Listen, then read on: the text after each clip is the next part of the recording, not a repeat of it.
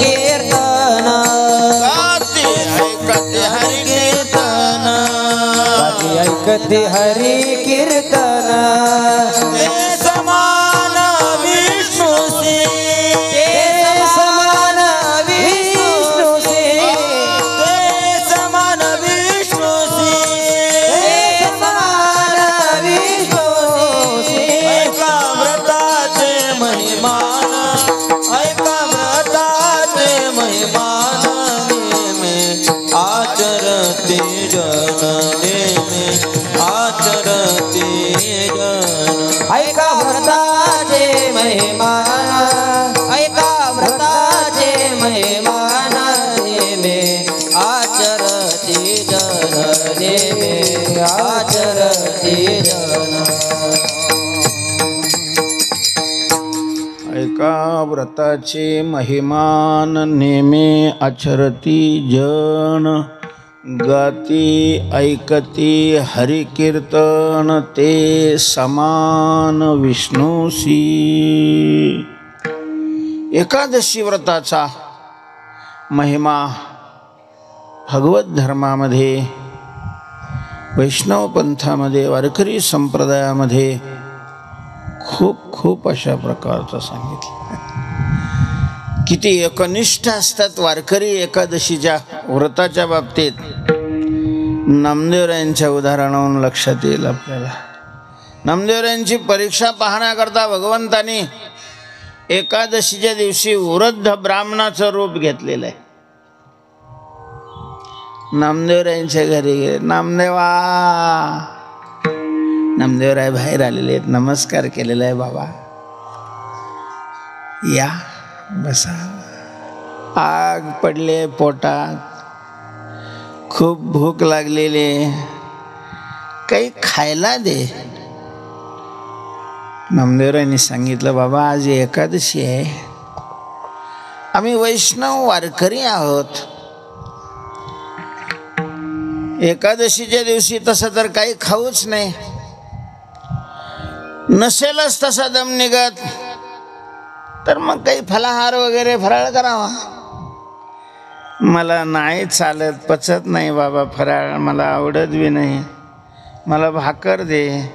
म्हटले एकादशी आज भाकर आम्ही खात नाही, तू नको खाऊ, मला दे. नामदेवरायांनी सांगितलं मी काय तुला बावळट वाटलो का काय? महाराज एकादशीच्या दिवशी लग्न धरतात वारकरी, लाजा नाही वाटत? भडव्यांच्या गळ्यात माळा आहे, वारकरी म्हणून घेतात, पंढरपूर आळंदीला जातात, गाथा ज्ञानेश्वरीची पारायणं करतात आणि एकादशीच्या दिवशी लग्न उघडे करून हाणायला पाहिजे बुटानी. घालायचे तर नीट घालीत जा माळा.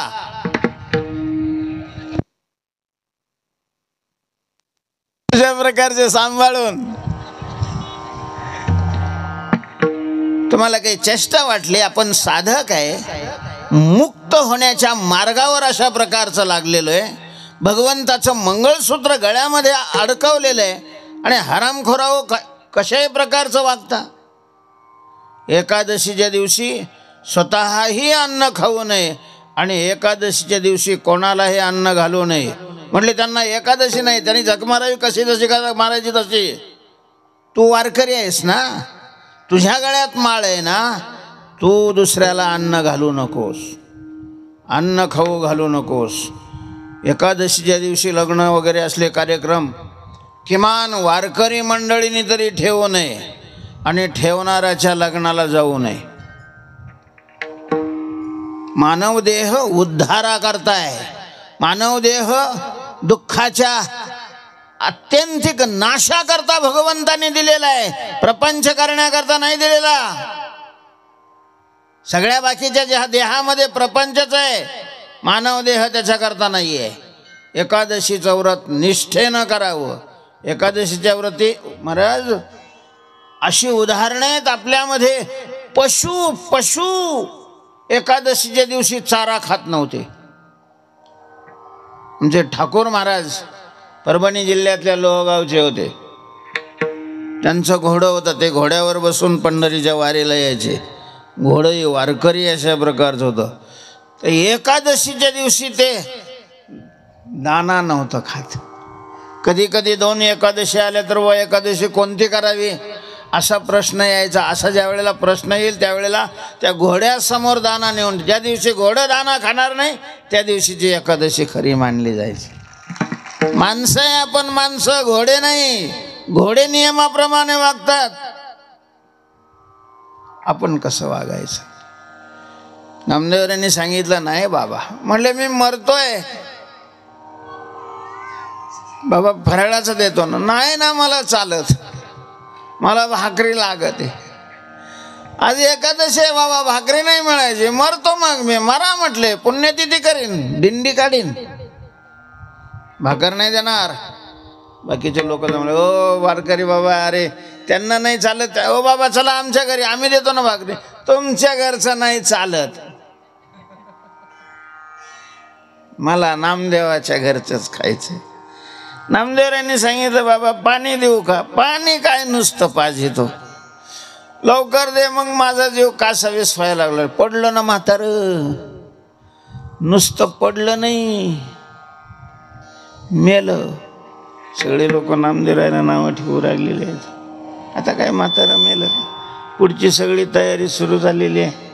म्हाताऱ्याला ताटकीवर बसवलेलं आहे, वाळवंटात नेलं, सरण रचलेलं आहे. म्हातारं त्याच्यावर ठेवलं आणि पेटवायच्या टायमाला नामदेवराय त्याच्या शेजारी झोपलेले आहेत. भडकलंय ते अग्नी, सरण भडकलं आणि मग भगवान प्रगट झाले महाराज. ते सगळं विजवलेलं आहे. एकादशी तुकोबाराय निष्ठेने एकादशी करत. एक अभंग आहे तुकोबारायांचा, 15 दिवस एक एकादशी कारे न करीशी व्रतसार. 15 दिवसाला येणारी एकादशी, सार अशा प्रकारचं असणारं व्रत का नाही करत तू? नाही खाल्लं समजा तो एका दिवशी अन्न, मरशील काय लगेच. आणि महाराज एकादशीच्या दिवशी अन्न खाल्लं नाही म्हणून मेला तर ते मरण खूप चांगलं आहे. अन्न खाऊन जगणाऱ्यापेक्षा अन्न नाही खाल्ल्यामुळं जर कोणी मरत असाल तर तो काही काही काही पटीनं श्रेष्ठ आहे.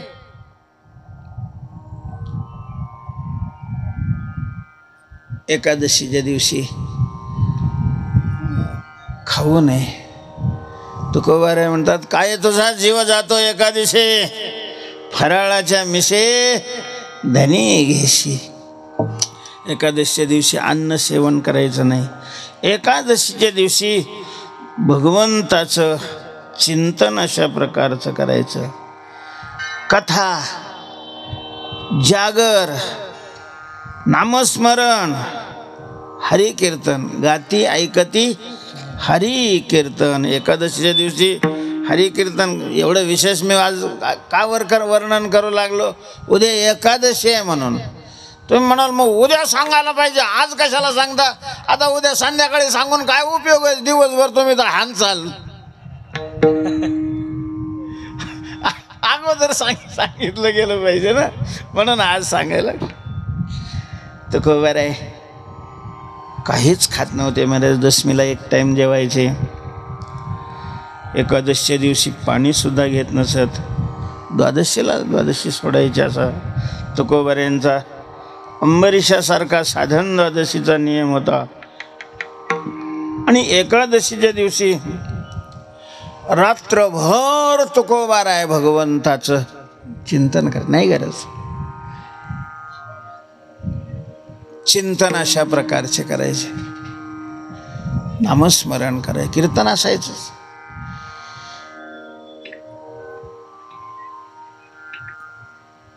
तर कीर्तन करायचं तर अभ्यास करायला पाहिजे.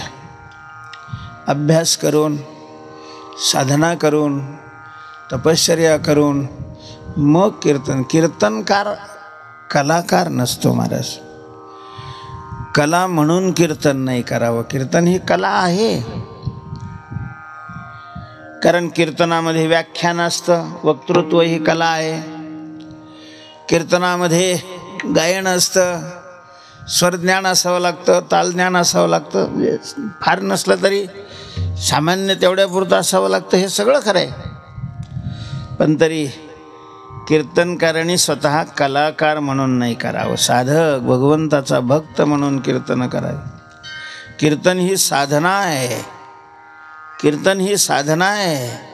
कीर्तन हे संसाराचं साधन नाही। आपण कीर्तनालाही जर संसाराचं साधन केलं तर महाराज भगवत प्राप्तीला, स्वतःच्या उद्धाराला साधनच राहणार नाही।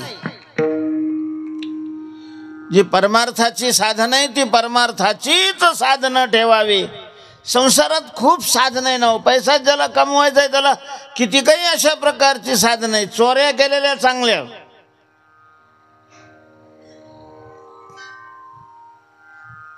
याच्यापेक्षा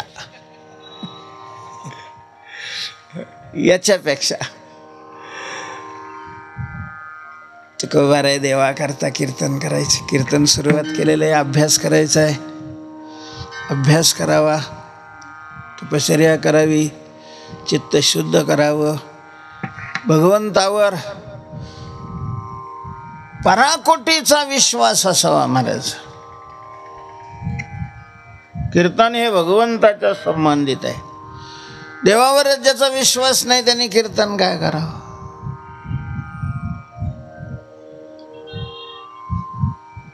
देवापायी नाही भाव, भक्ती वरी वरी वाव, समर्पिला जीव नाही तो हा व्यभिचार। निष्ठा ठेवावी, काही कमी पडत नाही महाराज। सकळ जीवांचा करीतो सांभाळ, तुझं मोकलील। महाराज जे देव मानित नाही, देवाच्या विरोधात अशा प्रकारचा प्रचार करतात, शिव्या देतात, त्यांनाही तो सांभाळतो। तर देवाची माळ घातलेली, देवाचं भजन करणारा, देवाचं कीर्तन करणारा, त्याला कसा देव सांभाळणार नाही? का सांभाळणार नाही?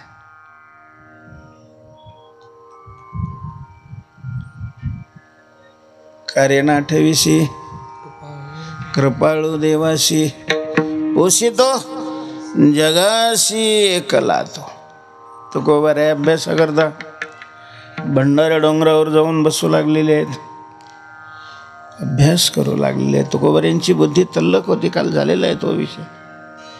अभ्यास करा, ज्ञानेश्वरी पाठ आहे, नामदेव यांचा गाथा पाठ आहे, भागवत पाठ आहे, 1000 पारायण तुकोबार यांनी भागवताची केलेली आहेत। तुम्हाला आश्चर्य वाटेल, आता अलीकडे ज्ञानेश्वरीची पारायणे जास्त होतात, गाथ्याची पारायण आता होऊ लागली अलीकडे, भागवताची पारायण कमी होतात, कारण भागवत लय टपूर आहे। ज्ञानेश्वरीच्या 9000 ओव्या आहे, तर भागवताच्या 18000 ओव्या आहे। ज्ञानेश्वरीची ओवी 3.5 चरणाची, भागवताची ओवी 4.5 चरणाची। त्याच्यामुळे ते पारायणाला बसलेलं पार कळून जातं, मधून सोडता बी येत नाही। एकदा केलं का पुन्हा जे हरी करतं, आता मग ज्ञानेश्वरीची पारायण करून तुकोबार आहे महाराज 1000 पारायण केली। तुकोबार आहे आमचे रकरी शिक्षण संस्था आळंदीमध्ये आम्ही ज्या वेळेला पाठाला होतो, 72 ते 76च्या कालावधीमध्ये आम्हाला शिकवायला जी तिथं गुरुवर्य मंडळी होते, त्याच्यामध्ये भाऊसाहेब होते, नारायण मास्तर वरोलीकर। काय आचरण होतं महाराज त्यांचं। प्रत्येक 7 दिवसाला 3 ग्रंथाची पारायण करायची। 2 वर्ष मी संस्थेमध्ये राहायला होतो, असं झोपलेले कधीच पाहिलं नाही मी। 2 वर्षात कधी दिसले नाही झोपताना, कधीही गेलं तर ग्रंथ वाचत असायचे। कोणीही गेला दर्शन करून असा बसायला लागला, बरं या म्हणायचे, या म्हणजे काळं करा तुमचं, इथं गप्पा नका मारत बसो, काय झालं कसं झालं, नेमकं झालं तमकं झालं, पोरं किती पोरं किती। ह्या हरामखोरांना हेही कळत नाही की साधूजवळ गेल्यावर काय विचारावं। ठीक आहे, वाद समानाधिकरण कशाला म्हणतात? मुख्य समानाधिकरण कशाला म्हणतात? अवच्छेदवाद, बिंब प्रतिबिंबवाद, आभासवाद, याच्यात काय फरक आहे?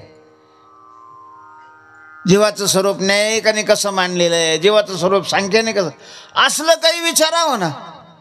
तुम्हाला पोरं किती आहे, काय करायचं तुला? पोरावर घ्यायचे का आमचे पोरं तुला? साधूला हे विचारत असतात. थोबड घेऊन तिथं जाते पुन्हा, बाबा दर्शन बसा जय हरी. स्वतः चिंतन करत नाही, चिंतन करणाऱ्याला प्रतिबंध करत असतील तर महाराज त्याची काही फी नाही करावी पारमार्थिक. आणि तुम्ही आहे ना त्या कीर्तनापुरतं लांबून लांबून जय हरी करत जा ना. तुमच्या संसारात तुम्ही राहा, आम्हाला आमच्या ह्याच्यात राहू द्या. यायचं जवळ तर परमार्थ करता या, संसाराकरता किंवा रिकामे वेळ घालवण्याकरता तुम्हाला वेळेची किंमत नाही, पण वेळ अत्यंत महत्त्वाची आहे. काय वाटतं तुम्हाला? आयुष्य संपल्यानंतर तुमची नुसती चेकवरच सही राहिलेली असेल आणि ती करण्याकरता किती पैसे दिल्यानंतर तुम्हाला वाढवून मिळेल आयुष्य? मेरू तुल्य पृथ्वी दिधल्या सुवर्ण, न मिळे एक क्षण नरदेह, संतांनी म्हटलेले.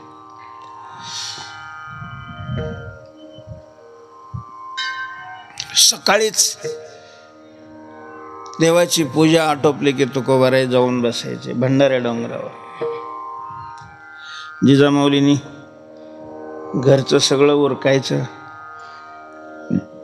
पोरांना जीव घालायचं, शाळेत पाठवायचं आणि मग उरलेल्या भाकरी भाजी घेऊन जिथं तुकोबाराय असतील तिथं जायचं. बरे हे काही सांगून जात नव्हते की मी आमच्या ठिकाणी चाललेलो आहे, तिथं घेऊन ये भाकरी म्हणून. तसं सांगितल्यावर मग त्यांनी बी आरती तिथंच केली असते. जिजामाऊलींनी इतकं सोपं नव्हतं त्यांचं हे काम. तुकाराम महाराजांनी शरीराची कधीच अशा प्रकारची काळजी नाही केली. जिजामाऊलीला कसं समजायचं? कारण ते काही एकाच ठिकाणी जात नव्हते, कधी घोरड्यावर जायचे. देहूच्या दक्षिण पश्चिमेच्या मध्ये अशा या कोपऱ्याला घोरवडा आहे, पुणे मुंबई रोडच्याच बाजूला आहे. त्याच्या विरुद्ध दिशेला भंडार आहे. भंडाऱ्याहून आणखीन पुढं 4-5 किलोमीटर भामचंद्र आहे. कधी इंद्रायणीच्या तीरावर बसायचं. जिजामाऊलींना कसं कळत असावं? वारकऱ्यांची अशी श्रद्धा आहे. महाराज तुकोबाराय खूप नामचिंतन केलेलं होतं, खूप नामचिंतन केलं. अंतःकरणातल्या चिंतनाचा प्रभाव शरीरावर पडलेला होता आणि शरीराच्या चिंतनाचा प्रभाव जडवस्तूवर. जिजामाऊलींचं आटोपलं, भाकरी घेतल्या, निघाल्या. रस्ता जिथं फुटायचा तिथं कान लावायचे. तुकोबाराय ज्या रस्त्याने गेलेले असत महाराज त्या रस्त्यातून विठ्ठल विठ्ठल ध्वनी निघायचा. टाळ्या नका वाजू, जरा आपल्याकडं का. आपल्याही गळ्यात माळ आहे, फट्टे वडतोय आपणही, स्वतःला महाराज आमके तमके समजतोय, किती चिंतन करतोय आपण. कुठं तुकोबारायांची साधना होती आणि कुठं आपली साधना आहे?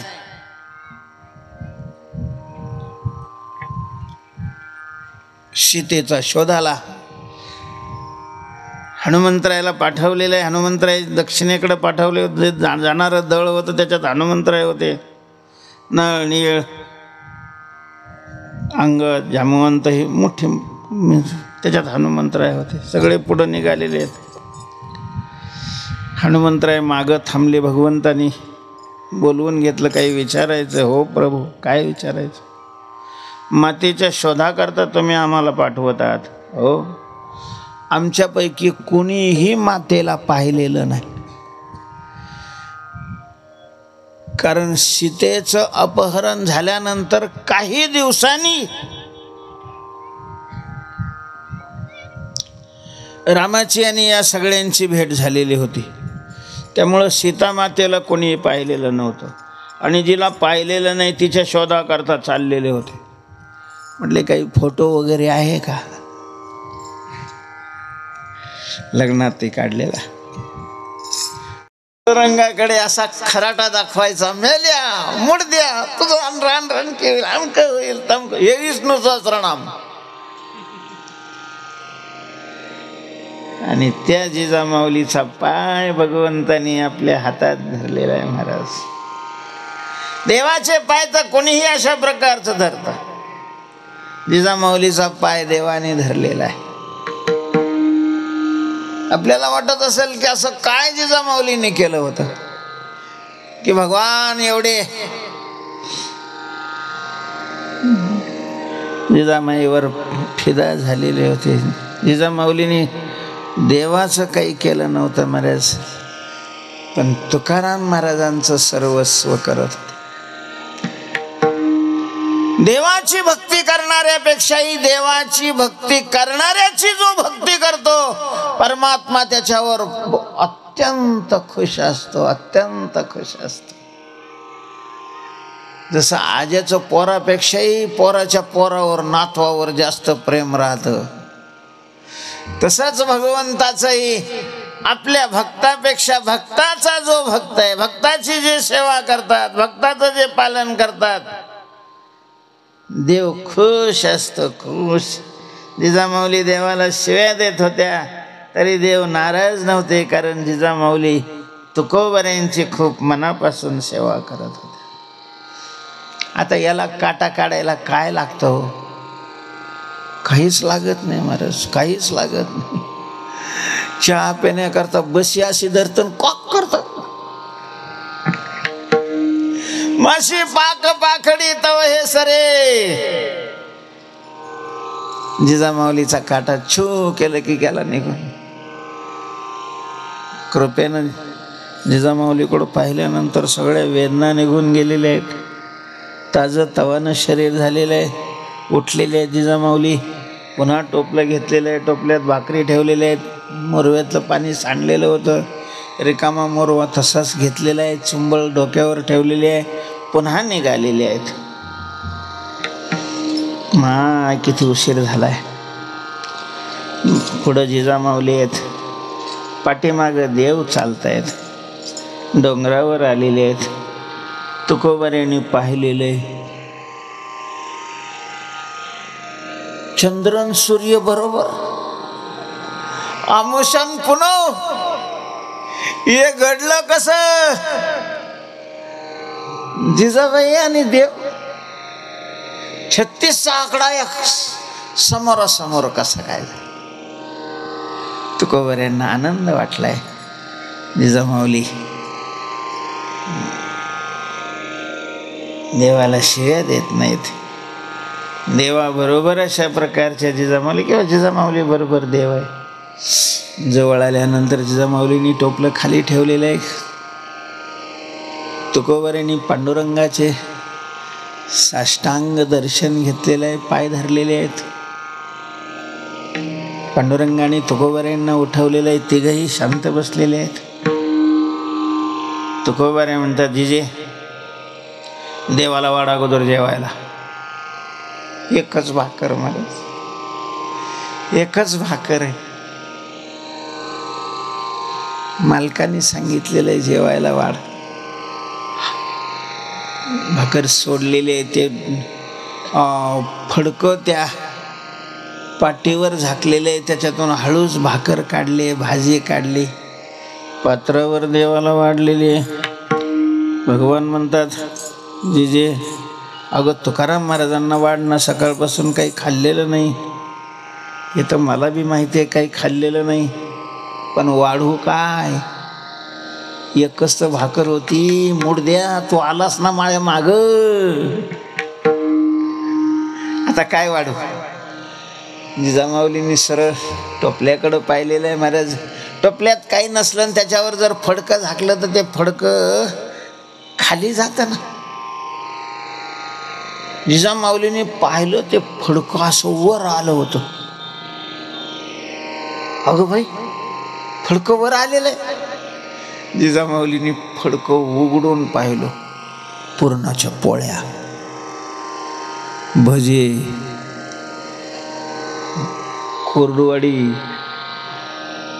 कुरवड्या, तुपाचा डबा, सार. आई मंगळाई माझी लाज राखली ग बाई तू. चटणीशी दुसरं पात्र घेतलेलं आहे. तुकाराम महाराजांना वाटलं देवाच्या पात्रातली भाकर काढून घेतलेली आहे दोघांनाही अशा प्रकारचं पक्वांना.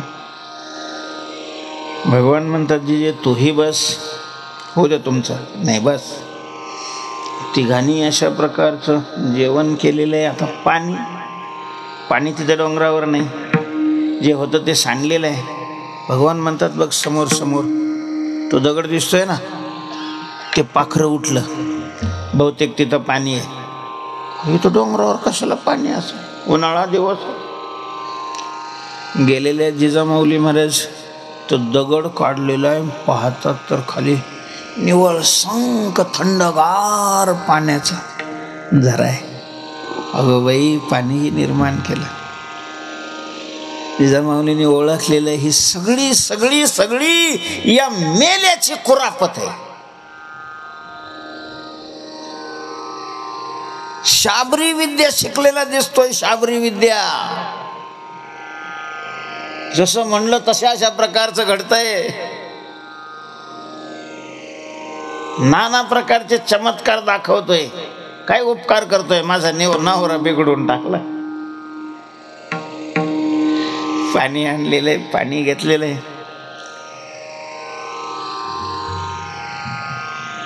पण अन्न निर्माण केलं.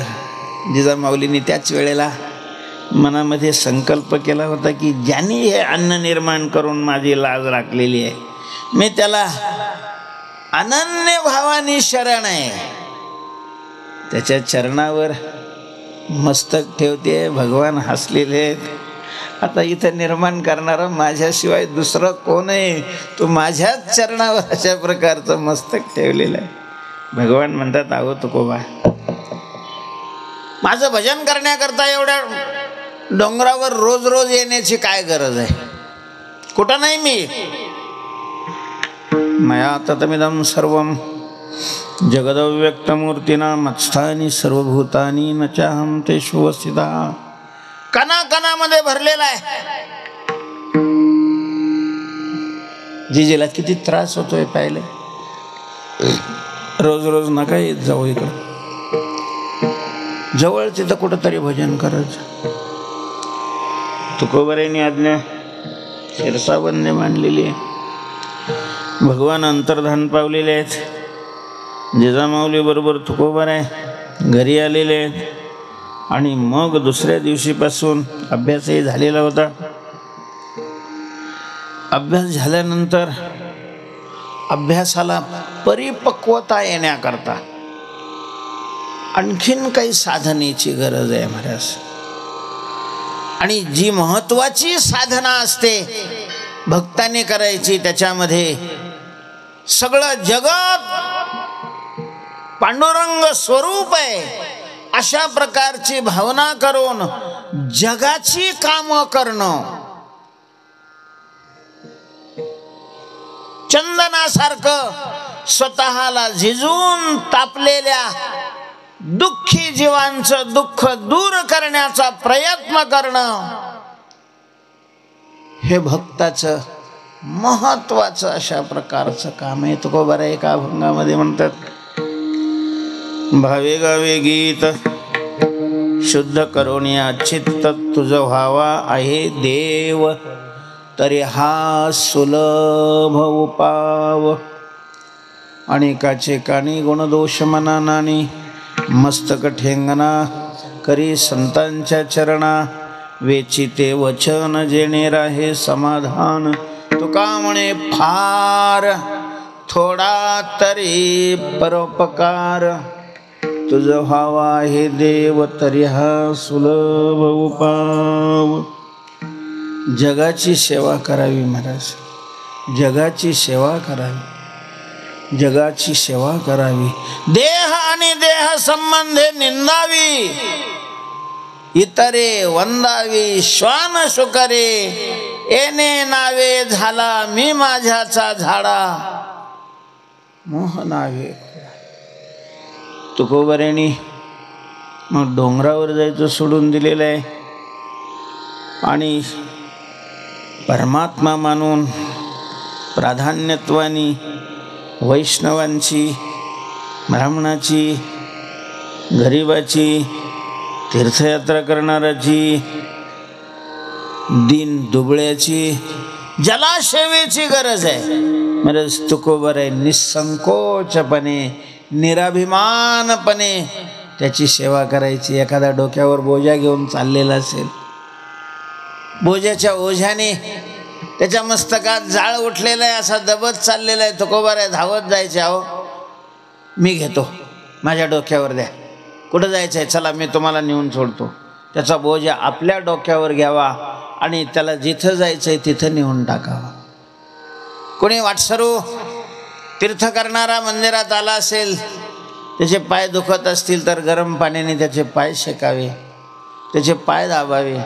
त्याला जेवणाची आवश्यकता असेल तर कोणाकडूनही भाकरी भाजी मागून आणावी, त्याला जेवू घालावं.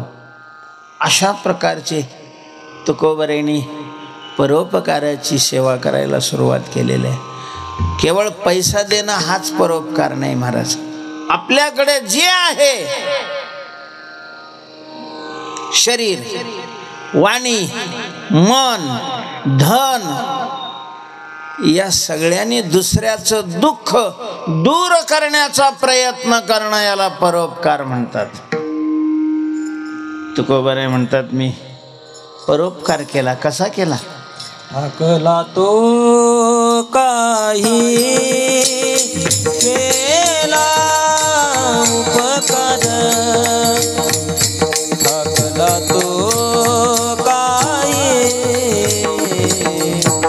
केला उपकार, थकला तो काही केला उपकार, थकलो काही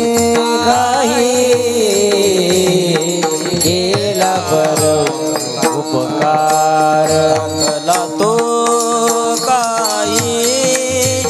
केला उपकार, थकला तो काही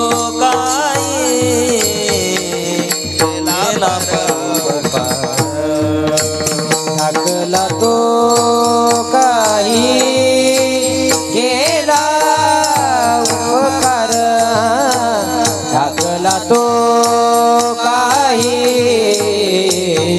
केला परोपकार.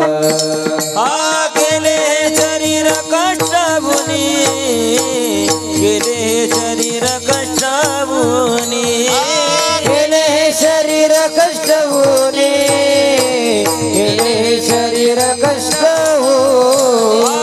गेले शरीर कष्ट भुनी, गेले शरीर कष्ट भुनी, गेले शरीर कष्ट भुनी, गेले शरीर कष्ट भुनी. बोलो परी पाळी रे वचन, नाही बोलो परी पाळी रे वचन, नाही बोलो परी पाळिले वचन, नाही बोलो परी पाळिले वचन.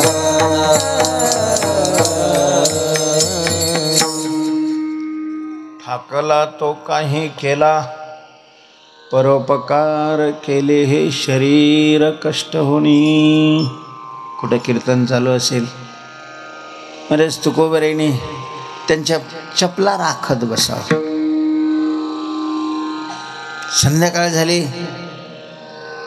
पूर्वी काही अशा लाईटी वगैरे नव्हत्या, देवटा घरून धरून तुकोबाराय उभे राहायचे. कोणी म्हणणार नसेल तर स्वतः तुकोबाराय चाली म्हणायचे. गती पुढे त्याचे धरावे ध्रुपद, भावे चित्त शुद्ध करुनिया, संतांची सेविले तीर्थपायवनी, लाज नाही मनी येऊ दिली, वचने मानिली नाही सुहृदाची, समूळ प्रपंची विट आला. सत्य असत्यासी मन केले ग्वाही, मानिले नाही बहुमता.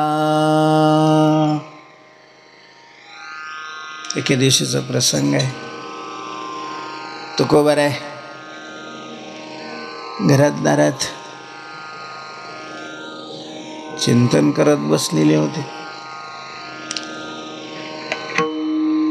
जिजामाऊलीने त्या दिवशी डोक्यावरून पाणी घ्यायचं ठरवलं होतं, आंघोळीचं. महिला मंडळाचं डोक्यावरून पाणी घ्यायचं म्हणलं की लाईट सुद्धा येते लगेच. हंडाभर पाणी तापवले.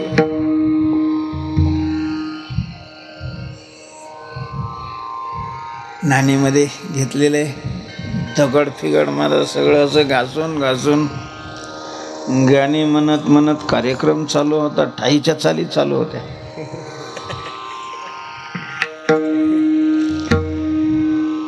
तेवढ्यात एक ब्राह्मणाची म्हातारी बाई काठी टेकीत टेकीत आलेली आहे. तुकोबाराजांनी पाहिलं, सांगितलं, बाबा ब्राह्मणाचा संसार आहे, लई गरीब आहे, काही फाटकं चुटकं वस्त्र असेल तर दे ना एखादं. जिजामाऊलीचं लुगडं, महाराज चांगलं लुगडं बाहेर वाळू घातलेलं होतं. तुकाराम महाराजांनी पाहिले, जीजी नाणीत बसलेली आहे, चालू आहे ठाईची चाल. तुकाराम महाराजांनी खुणवलं, तोंडाने नाही बोलले, बोटाने दाखवलं. आता घरच्या मालकाने सांगितलंय घेऊन जा म्हटल्यानंतर त्या बाईने ओढलं महाराजचे लुगडं. एकच लुगडं चांगलं होतं. फाटकं लुगडं घालून स्नान करायचं आणि पुन्हा ते धडकं लुगडं नेसायचं. दिलं तुकाराम महाराजांनी. ते म्हणे, बाबा देव तुझं, ते म्हणे थोबाड बंद करून निघून जाय, देवाचं मी पाहून घेईन, तू जाय लवकर. तिला पाठवलं. तुकोबर आहे, गेले महाराज. तुकाराम महाराज बी निघून परत शाळेत गेलेले होते. स्नान चालू होतं. स्नान संपत आलेलं आहे आणि मग उठल्या जिजामाऊली. पाहतात तर लुगडं नाही. अगो बाई, आहो आहो, कशाचं आव्हान का हो? आहो तर गेला इंद्रायणीच्या तेराला. पोरं नाहीत, कोणीच नाही. महाराज फाटकं लुगडं अंगावर आहे, दडकं लुगडंच नाही आहे. लुगडं काय झालं? पण आलं जिजामाऊलीच्या लक्षात. तसं कोणीतरी काहीतरी दे बाबा फाटकं तुटकं असं म्हणत होते. बहुतेक आपलं लुगडं दिलंय आणि मग कशाला थांबणार इथं? स्वभाव माहिती झालेलाच होता ना. तेवढ्यात महाराज भावकीची मंडळी घरात आलेली आहेत. अहो तुकोबार आहे, अहो तुकोबार आहे, अहो तुकोबार आहे. जिजामाऊली अशा सगळं भिंतीला चिटकून, कुणी आहे का घरात? घरात कुणी आहे? महाराज कुणीच आवाज देत नाही. बरं घरात कोणी नाही म्हणावं तर दरवाजा उघडा आहे. काय करावं? त्यांना लग्नाला जायचं होतं, हे येतात का काय म्हणून विचारायला आले होते. कसं कसं कसं वाटलं महाराज जिजामाऊली. भगवान धावून आले हो. जिजामाऊलीच्या अंगावर पितांबर टाकलेलं आहे. मग तो अंगावर घातला, ते लुगडं फाटकं टाकलं आणि मग घरात गेलेले आहेत. घरात अंधारामध्ये महाराज त्या पितांबराचा असा प्रकाश पसरला. भावकीच्या लोकांनी पाहिलं, अरे बाप, बाहेर किती गरिबी दाखवते. अंबानीच्या बायकोच्या तरी अंगावर असेल का असली साडी? प्रकाश पडलाय त्याचा.